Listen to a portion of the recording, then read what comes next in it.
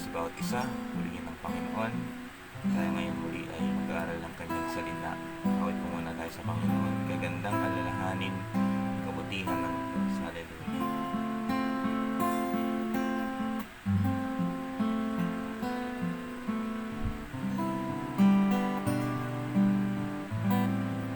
Kay gandang alalahanin, kabutihan ng Diyos. Kay gandang alalahanin, kabutihan ng Diyos.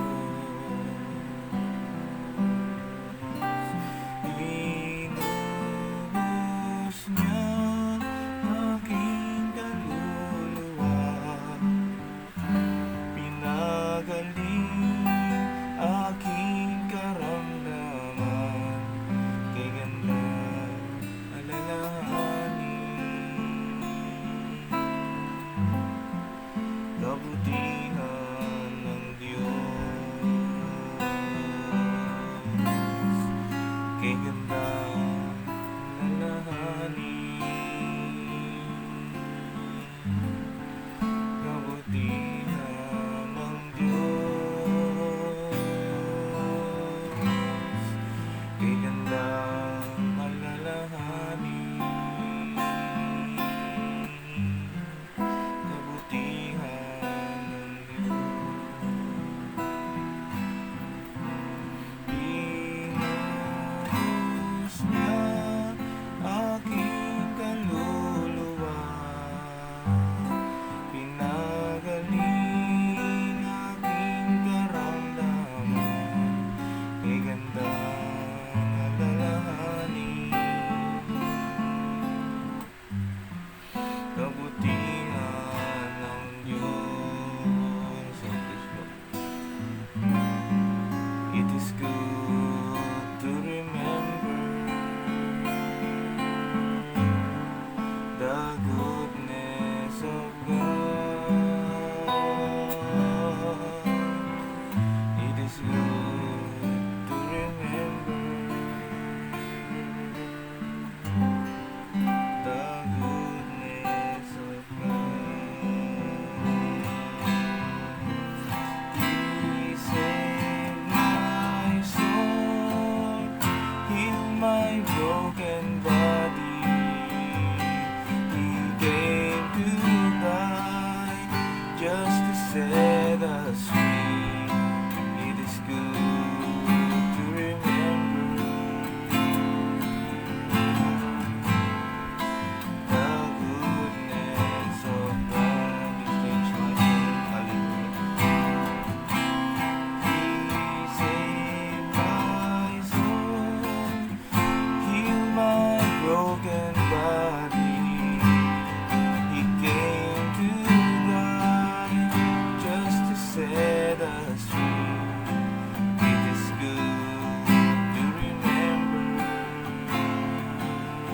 hallelujah, the goodness of God. He saved my soul, hallelujah. He saved my soul, healed my broken body. He came to die just to set us free.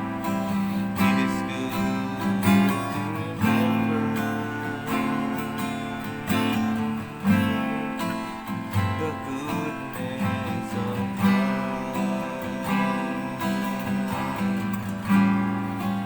It is good to remember the goodness of God. Hallelujah.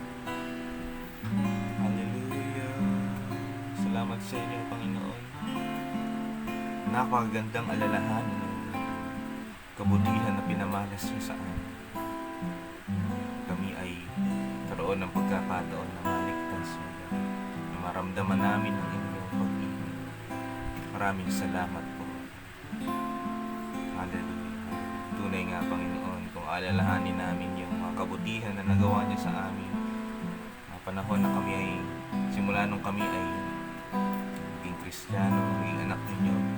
Kahit nung panahon na hindi, Panginoon, na iningatan niyo kami at binigyan niyo kami ng daan upang makakilala sa inyo. Maraming salamat po. Hallelujah. Hindi namin kayang suklian, Panginoon. Hindi namin kayang ibalik yung kabutihan na nagawa niyo, Panginoon. Kabutihan na pinamalas niyo, O God, higit sa aming mga inaasahan. Kaya maraming salamat po, Panginoon. Hallelujah. Na kami na inyong mga nilikha, iminahal ninyo. Bigyan ng bagong buhay.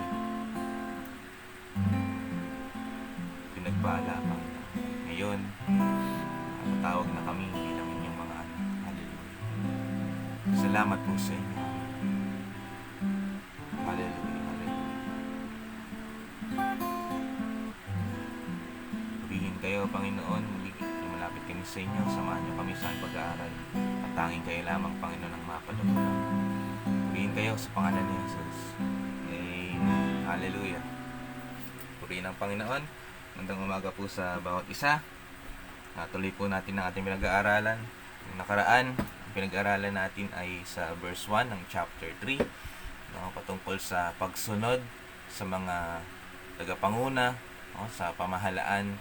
At onting review lang, alalahanin natin mga kapatid na yung mga namumuno sa pamahalaan ngayon, sa gobyerno, ay ang Diyos ang nagtalaga sa kanila. Inalaw sila ng Panginoon na maluklok doon sa kanila, hindi dahil wala lang, no? Kundi meron siyang paraan, meron siyang dahilan kung bakit niya ginawa ito. So, tuloy na tayo sa verse 1. Chapter 3, verse 1 ng Titus. Sabi dito, alalahanan mo ang mga mananampalataya na magpasakop at sumunod sa mga may kapangyarihan. So, bukod sa alam natin yung katotohanan na iyon na sila ay tinalaga ng Panginoon, nararapat naman na tayo ay sumunod at magpasakop sa kanila. Susunod, kinakailangan lagi silang handa sa paggawa ng anumang mabuti. Okay, onting background lang po dito. Alam natin na ang Apostol Pablo ay nagsasalita kay Tito para sa kanyang ministeryo sa Crete. At yung mga Kristiyano doon sa Crete ay napaparehas na sa kilos ng mga unbeliever, mga hindi mananampalataya. Kaya ngayon, pinapaalalahanan ngayon ni Apostol Pablo na yung mga mananampalataya sa lugar na iyon, kailangan ng ibalik yung mga dating naturo sa kanila na kilos, pamumuhay bilang Kristiyano. Nagawa ito nung sa chapter 2, in-specify ito sa mga sa mga inside the family, no? Naturo ko ano ba yung dapat na maging kilos ng nakatandang lalaki, nakatandang babae, nakababatang babae at nakababatang lalaki. Ngayon naman, instruction ito para ipakita yung pagiging Kristiyano nila sa mundo, sa mga hindi mananampalataya sa lugar na iyon. Kaya pinapaalalahanan sila, no? Sabi dito, kinakailangan lagi silang handa sa paggawa ng anumang mabuti. Similar ito sa Efeso chapter 2. Ito po tayo doon. Efeso chapter 2.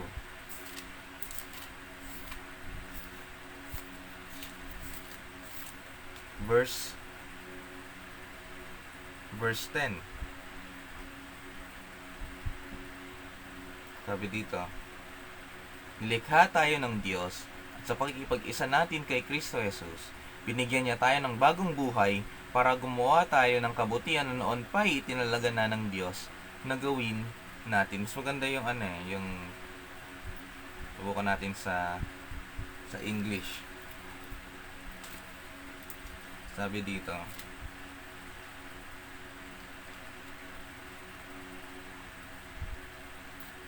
Ephesians chapter 2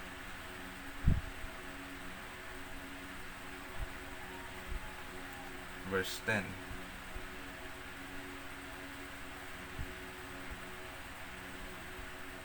Sabi po dito,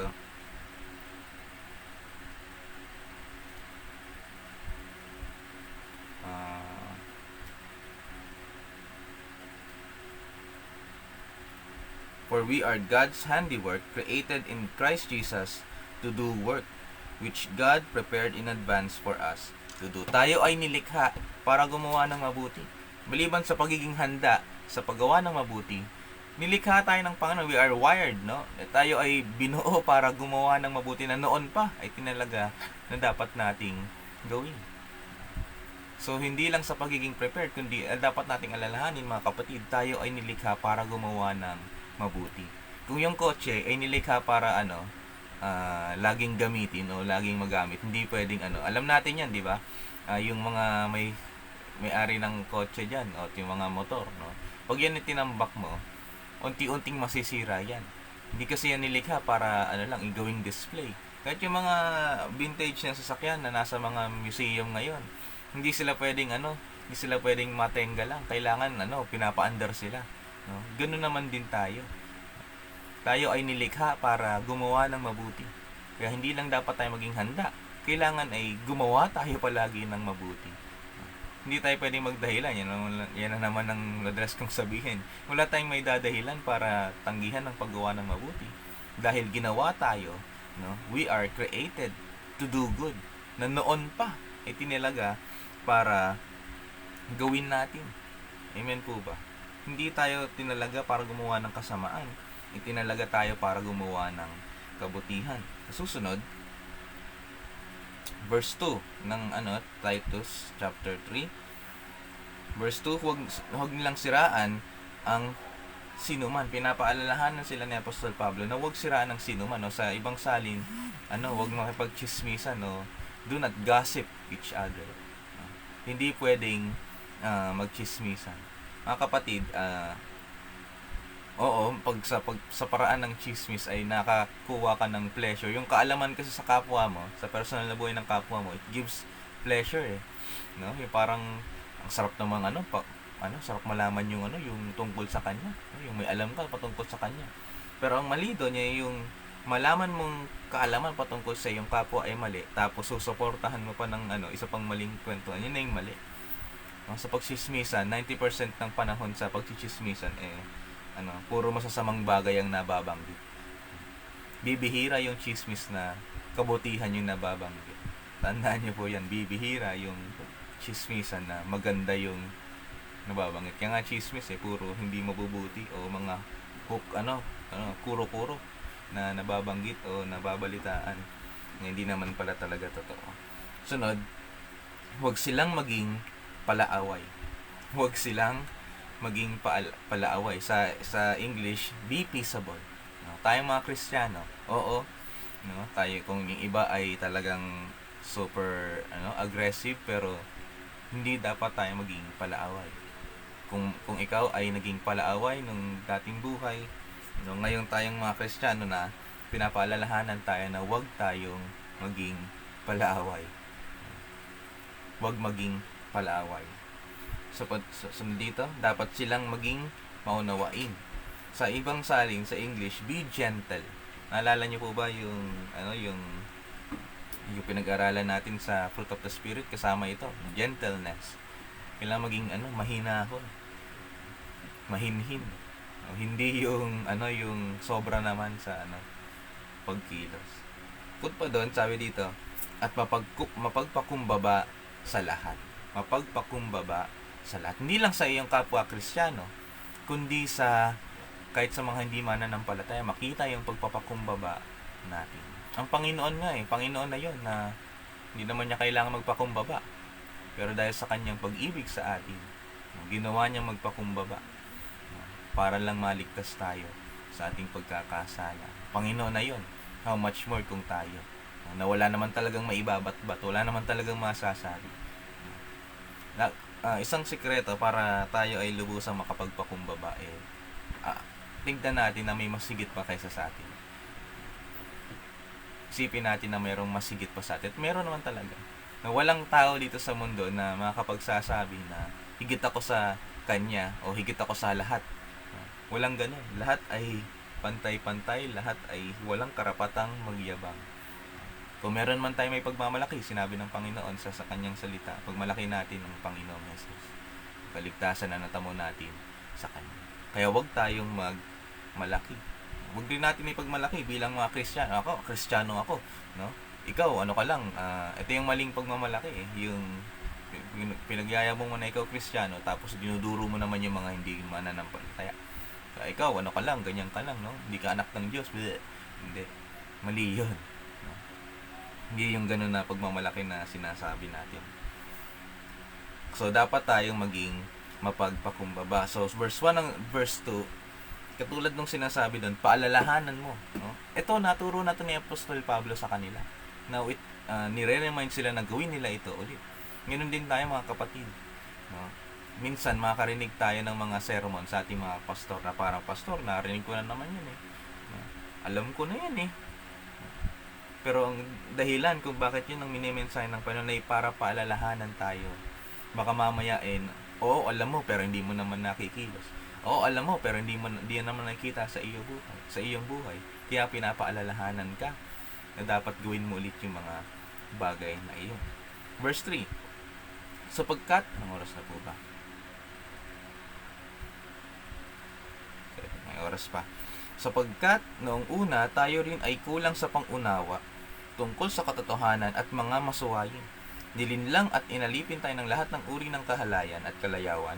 Naghari sa atin ang masamang isipan at pagkaingit. Kinapuotan tayo ng iba at kinapuotan din natin sila. Sasabi dito, sapagkat noong una, ibig sabihin nun, yung hindi pa tayo mga mananampalataya. Noong una, ganito raw tayo. Mga kulang sa pangunawa tungkol sa katotohanan. Sa ibang salin, foolish, folly. O sa pinakamalalim sa Tagalog, sa malalim na Tagalog ng Biblia, yung ang Biblia. Mga mangmang. Noon tayo ay mga mangmang.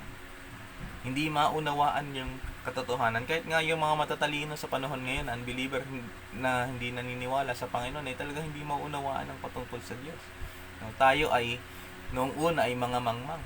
At minsan sa ating mga kinikilos na kamangmangan, napapahamak tayo. Akala natin ay maganda yung naiisip natin. Pero kung ito ay hindi sang-ayon sa kalooban ng Panginoon, kamangmangan lang yan at madali kang mababagsak kung yun ang ating gagawin. Sabi doon, kulang sa pangunawa tungkol sa katotohanan, mga masuwayin. Sino ba mga masuwayin dyan? Noon. Wag naman sanang hanggang ngayon na tayo ay mga Kristiyano na hanggang ngayon masuwayin pa rin. Ang pinakita ng Panginoong Hesus nung siya ay naririto sa lupa, ay pagiging masunurin hanggang sa kamatayan. Ganon din po tayo. Kailangan maging masunurin tayo, maging obedient. Huwag tayong maging masuwayin. Pero ganon yung naging buhay natin noon. Sunod, nilinlang at inalipin tayo ng lahat ng uri ng kahalayan at kalayawan. Madali tayong nadadaya nung tayo hindi pa nakakilala sa Panginoon. Madali tayong madaya ng kaaway sa paggawa ng mali. Sabi pa dito,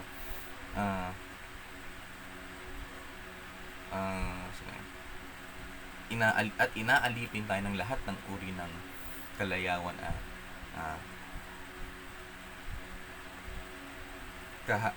kahalayan. Dati madali tayong malinlang. Yung akala natin, maganda na to, mukhang maganda to, okay to, mukhang mapapasarap ako na ito, mukhang mas makabuti sa akin. Hindi lang naman yan sa mga tukso kundi sa ibang mga bagay na hindi sang-ayon sa Panginoon. Akala natin okay, pero ay mali pala, hindi pala ito mas makabuti sa akin. Ay mali pala itong At minsan yung pagkalinlang natin sa mga kasalanang ito, yun yung nagdudulot sa atin na maalipin naman ito. Na struggle ka, gusto mong makawala, gusto mong alisan yung bagay na iyon na naalipin ka sa anumang kasalanan yan o bisyo man yan o iba pang mga bagay na hindi sang-ayon sa Panginoon. Noon siguro yung iba dyan, nung hindi pa mananampalataya, nagkakaroon kayo ng pakiramdam na gusto mo nang makawala, pero hindi naalipin ka, hindi ka makawala-wala. Nakulong ka dun sa mga kahalayan, kalayawan na yun. Pilit mong gustong baguhin ang iyong sarili, pero sa iyong sariling kakayanan, hindi mo magawa-gawa. Kaya inaalipin ng kahalayan at kalayawan. naghari sa atin, pupatuloy natin, naghari sa atin ng masamang isipan, no? At pagkaingit. Kung nung hindi pa tayo mananampalataya, naghahari sa atin yung masamang isipan. Anumang kaisipan na hindi sang-ayon sa Panginoon, it is labeled na masama. Labeled na masama. Sunod, pagkainggit. Alam niyo po ba yung jealousy, no? Isa siyang form ng uncontentment. Uncontented. Yung pagkainggit sa iyong kapwa o sa anumang mga bagay, isa siyang pagpapakita iyon na na hindi ka kontento. Na ninanasa mo rin yung buti pa siya, may ganun, ako wala. Isa na ako naman Isa siyang form of contentment. Kaya ikaw ay mainggitin sa iyong kapwa. Baka hindi ka naman talaga kontento sa iyong pamumuhay. Yun pa naman yung gusto ng Panginoon. Holiness with contentment is gain. Amen po ba? Sunod dito, kinapopootan tayo ng iba at kinapopootan din natin sila. Madali tayong nagpapakita ng hatred sa isa't isa noon, no? Madali tayong magtanim ng sama ng loob. Minsan nga kahit Kristiyano, yung sama ng loob noon hanggang ngayon tanim-tarim pa rin sa puso ng bawat isa.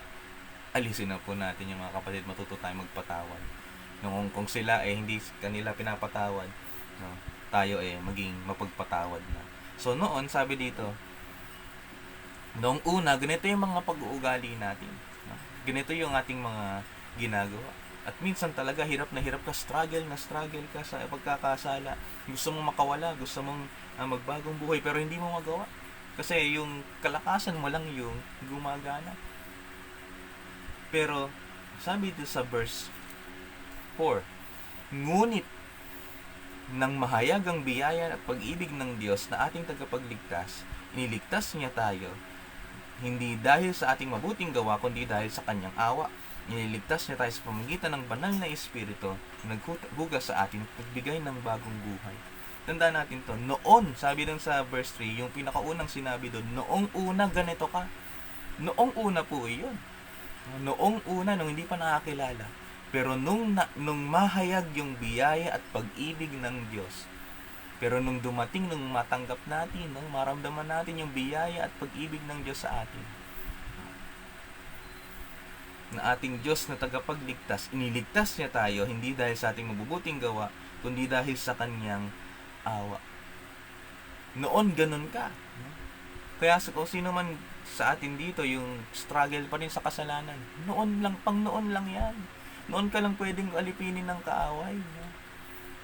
Pero ngayon, dahil sa pag-ibig, nung mahayag ang biyaya at pag-ibig ng Diyos sa atin, pang noon na lang yun. Kaya pa dito, niligtas niya tayo hindi dahil sa ating mabuting gawa, kundi dahil sa kanyang awa.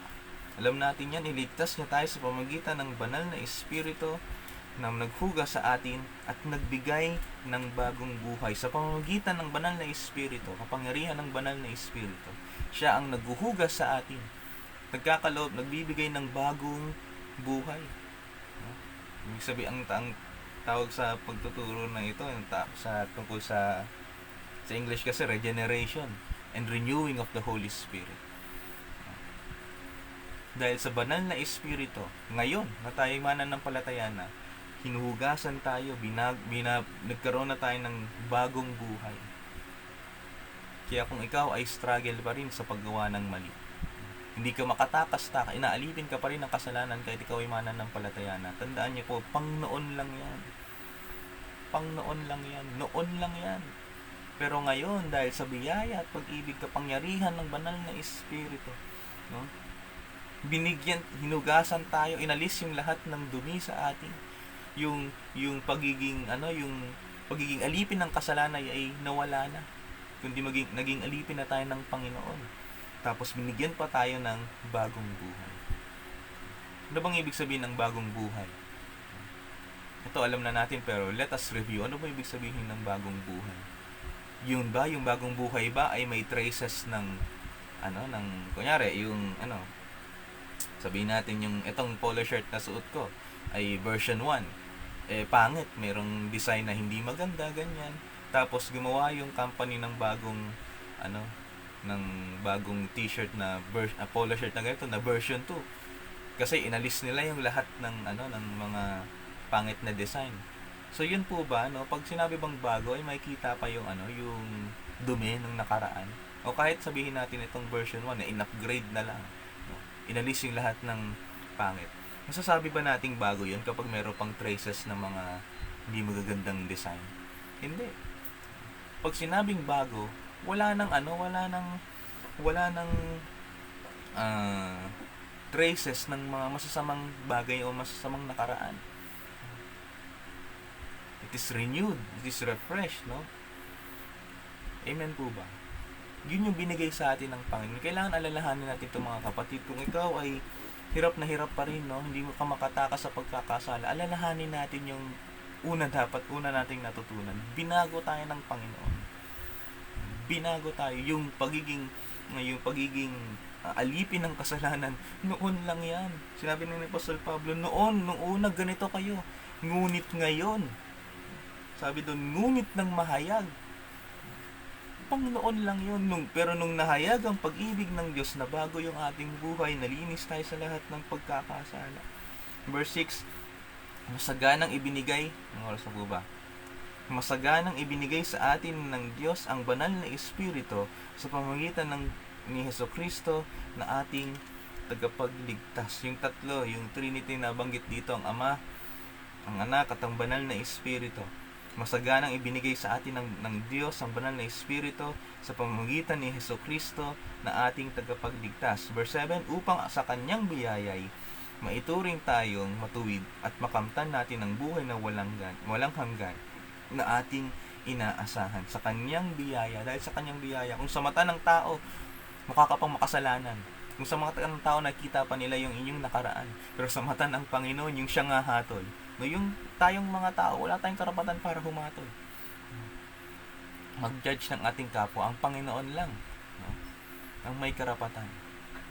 Kung masyado kang concerned sa iniisip ng tao sa iyo, lalo na kung ikaw ay naging bagong Kristiyano, pues huwag mo nang intindihin 'yan. Sa mata ng Panginoon, ikaw ay matuwid. Sa mata ng Panginoon, ikaw ay matuwid. Oo, sa mata ng tao, marahil hindi pa sila nakamove on sa mga nagawa mong mali. Pero sa Panginoon, nilinis ka na sa lahat ng iyon. At tinuturing ka na niyang matuwid. Amen po ba? Tinuturing ka ng matuwid. Kaya mga kapatid, pag sinabi ni Apostol Pablo, sinabi ng Panginoon, na nung una ka lang ganon, gumagawa ka ng mali, alipin ka ng kasalanan, nung una lang yon. Ipamuhay natin to noong una lang. Pero ngayon, ipamuhay natin yung pag-ibig na nahayag sa atin, yung biyaya ng Diyos, yung kalinisan ng banal, yung paglinis sa atin ng banal na Espiritu, no? At yung bagong buhay na ibinigay sa atin. Sabi sa 2 Korinto, ito alam naman natin to, pero palalahanan natin ang ating sarili. 2 Korinto chapter 5 verse 17, sabi dito, ang sino mang ang sino mang na kay Kristo ay isa ng bagong nilalang, wala na ang dating niyang pagkatao, binago na siya. Teka lang, iulitin natin sino mang na kay Kristo ay isa ng bagong nilalang, wala na ang dati niyang pagkatao. Totoo ba to? Nung sino mang ang na kay Kristo, wala na yung dating pagkatao, binago na siya.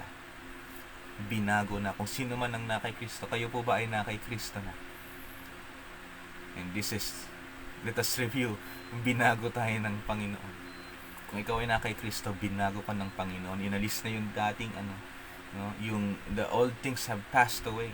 Yung mga yung dati mong pagkatao ay wala na, lumagpas na, naialis na.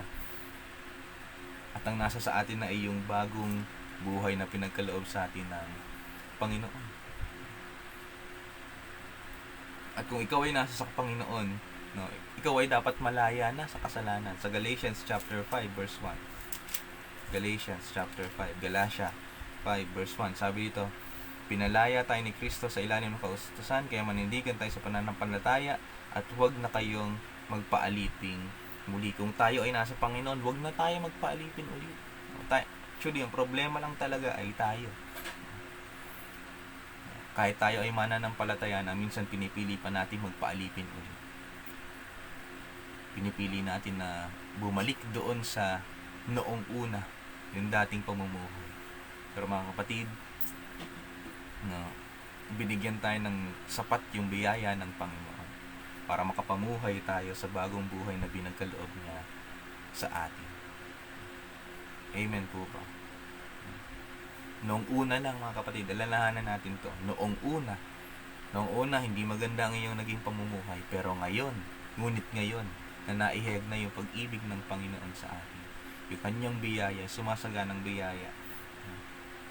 Diba sabi dun sa Ephesians chapter 2 verse 10, we are created to do good.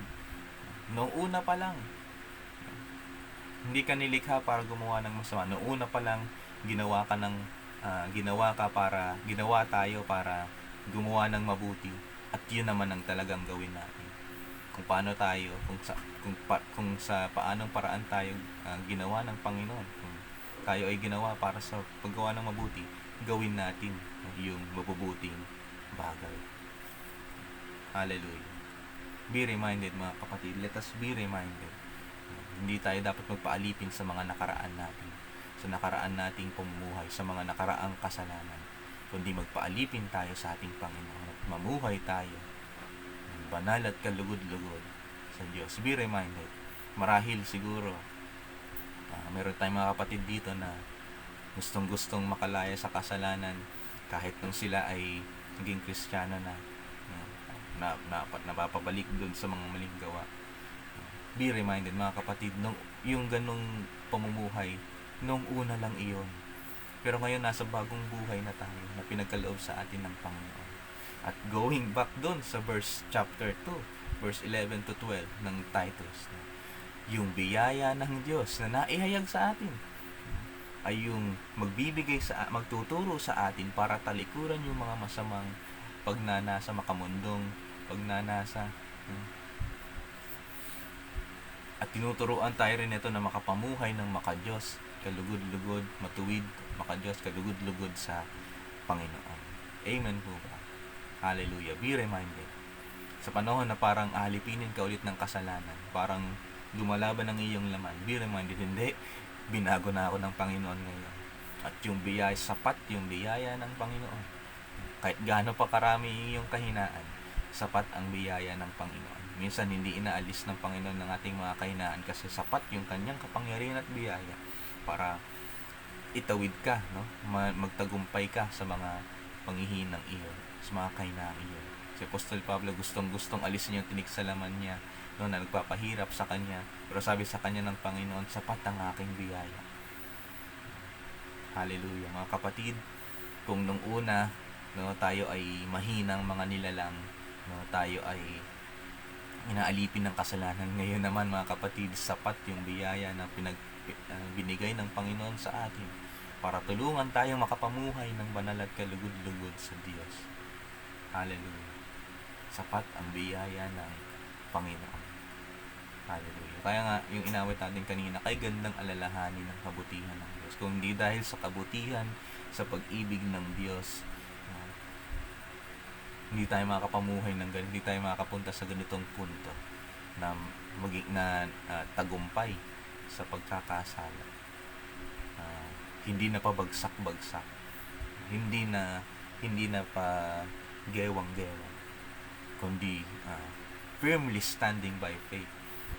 Matibay dahil sa biyaya at sa kapangyarihan ng Panginoon, sa Espiritu ng Panginoon na nasa sa atin. Amen po ba?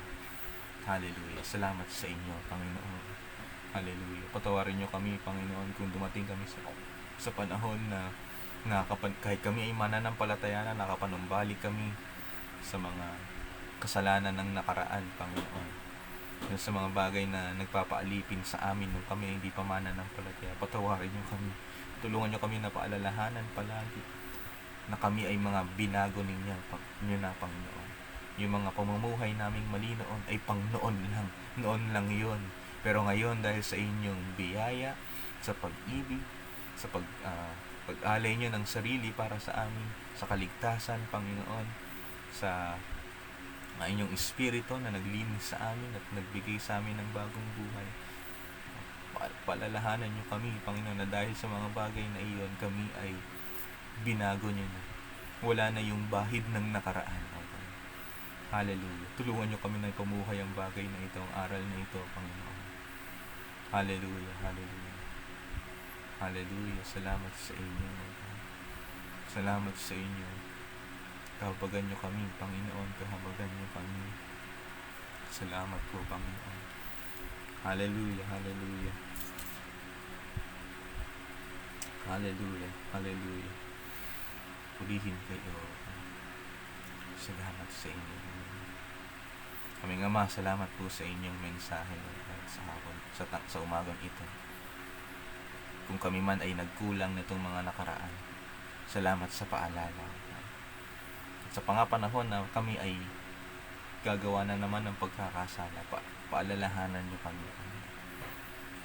Always, let us be reminded, Panginoon. Hallelujah. Ang kalakasan na nanggagaling sa inyo, ang nagkaloob niyo po sa bawat isang naririto, Panginoon. Hallelujah. Kung sila man ay nasa kalagayan na nanghihina, Panginoon, give them strength, O God. Give them strength. Sa mga kapatid namin na nakakaranas ng kalukutan, bigyan niyo po sila, Panginoon, ng kaligayahan, ng saya, Panginoon, sa kanilang puso. Hallelujah. In the name of Jesus, O God. Mga napapahirapan ng mga sakit na kanilang nararamdaman ngayon, in the name of Jesus, we claim healing. Hallelujah. We claim healing. Hallelujah. Hallelujah. Salamat sa inyo, Panginoon. Holy Spirit, lagi po kayong mamayani sa aming buhay. Tulungan niyo po kami na kayo ang aming sundin palagi. Hindi ang aming laman, hindi ang udyok ng aming sarili, kundi ang udyok ninyo, Panginoon, na aming Panginoon. Hallelujah. Salamat po sa inyo. Purihin kayo, Panginoon. Tulungan niyo kami na makapamuhay ng banal at kilugod-lugod sa inyo. Hallelujah. Na huwag na balikan ng noon at mamuhay kami, Panginoon, sa bagong buhay na pinagkaloob po sa amin. Salamat po sa inyo, aming Ama, sa inyong lahat na papuri sa pangalan ni Jesus. Amen. Hallelujah. God bless po sa bawat isa, mga kapatid. Lagi natin i-share yung devotion natin upang mapaalalahanan natin yung ating mga kapatid, no, na nalalayo sa Panginoon, na huwag nating maliitin yung kapangyarihan ng pag-share. Itong devotion na ito, itong platform na ito ay ay nagamit na ng Panginoon sa iba't ibang mga kaparaanan. Nakapagbukas na ng church at nakapagbago na ng naging daan para makarami makakilala sa Panginoon. Kaya kapatid, no, huwag na natin balikan ng nakaraan. Mamuhay tayo sa bagong buhay na binagkaloob sa atin ng Panginoon. So God bless po sa bawat isa. Sa Diyos ang lahat ng papuri. No, ingatan po tayo ng Panginoon at pagpalain tayo. Binabati ko pong lahat ng naririyan sa iba't ibang bansa. No? Pastor Jordan Salarda, no, na ngayon ay nasa Australia, loobin ng Panginoon, no, sa tulong ng Diyos, no, ay makapag-umpisa po ng gawain si Pastor Jordan Salarda doon sa Australia, at magkaroon na tayo ng DFC Australia, no, sa tulong at kalooban ng Panginoon. Kaya God bless po sa bawat isa. No, lagi nating ipanalangin ang ating mga gawain sa Vietnam, sa Singapore, no, sa Taiwan, sa UAE, sa Qatar, no, sa Korea, at iba pang mga Christian churches natin sa iba't ibang bansa. So God bless po sa lahat, no? Pagpalain po kayo ng Panginoon. Sa Diyos ang lahat ng papuri. God bless po.